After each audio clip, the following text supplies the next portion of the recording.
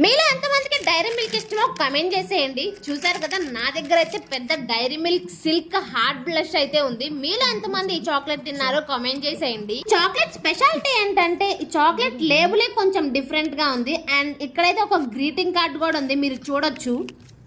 చూసారు కదా చాక్లెట్.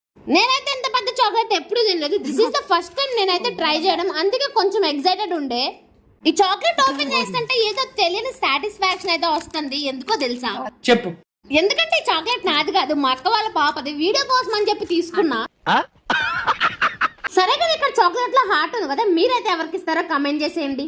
నాకైతే నేను కొనుక్కోకుండా వేరే వాళ్ళ దగ్గర తీసుకొని తిన్నదైతే భలే సాటిస్ఫైయింగ్ గా అనిపించింది. అదేం సాటిస్ఫాక్షన్ నాకు అర్థం కాదు. మీకు కూడా ఇలానే అనిపిస్తుందా? అయితే కమెంట్ చేసేయండి. నేను ఆడి చాక్లెట్ మొత్తం తినేస్తానేమో అని చెప్పేసి చాక్లెట్ ఓనర్ అయితే వచ్చేసి నా దగ్గర చాక్లెట్ లాగేసుకుంది. అయిందా?